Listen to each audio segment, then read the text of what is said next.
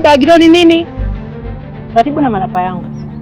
Na kujua ukivaa malapa huwahi kurudi nyumbani. Mke wangu leo nawahi kurudi. Hapana, nimeyaosha mimi naenda kwenye kikoba. Naomba uiache Bagilo. Sasa kile nawe naomba uiache. Magilo bwana, sikai kwenye kahawa. Bwana mimi sitaki. Wewe ni muongo. Kila siku unasema hivyo hivyo. Na utanichelewesha tena. Mimi nitakaje na mabuti hivi na wanaume wenzangu? Malapa yangu Bagilo. Mimi sitaki. Acha bwana malapa yangu. Tu wengine bwana. Hey, jamani. Mama Gilo. Baba Gilo, mna shida gani? Mimi nazima hapa malapa. Kuna dili imejitokeza hapo chapu. Na nyimwa. Acheni kwanza ugomvi wa viatu. Nina habari njema za kumtumainia Bwana. Kuna maadhimisho ya miaka 3 ya kanisa la Revival International City. Linalopatikana Arusha pale Njiro, mtaa wa Erangau. Pale Erangau. Mume wangu si unapajua? Erangau unapajua. Kanisa linajulikana kama kanisa la mabendera. Hapo hapo.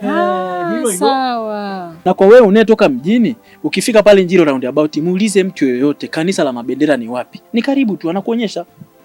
Na pale hatuchagui dini wala kabila. Na hata wewe mwenye wito wa kumtumikia Bwana pia unakaribishwa, kwa sababu kuna mafundisho aina mbalimbali, namna ya kuanza na kuendelea. Na pata kuwepo na watumishi aina mbalimbali. Kuna watumishi wa ndani ya nchi na wa nje ya nchi. Ibada itaanza tarehe 9 mwezi huu wa 3. Na muda ni saa 10 jioni siku za kawaida mpaka saa 12 jioni. Ibada rasmi ni siku ya Jumapili, itaanza saa 3 ya asubuhi mpaka saa 9 ya jioni.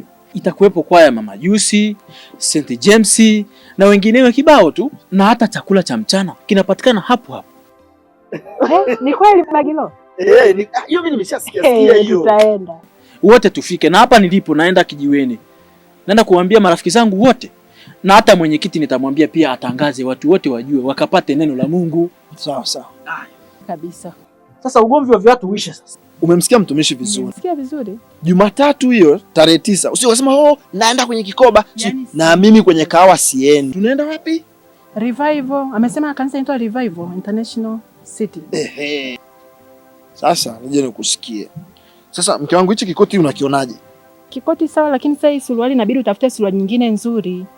Sawa, haina shida. Ngoja nipambane. Utafute suruali nzuri na mimi nitajitahidi, nitaomba hata pasi kwa jirani nitaipasi. Mume wangu utapendeza, maana watu kule wanavaa suti wanapendeza. Sawa. Napenda upendeze mume wangu. Haina shida.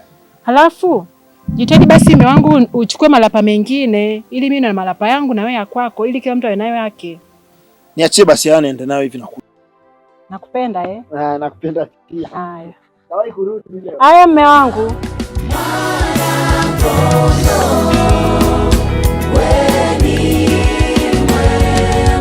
Mwambie tena umeshinda kifo na kaburi.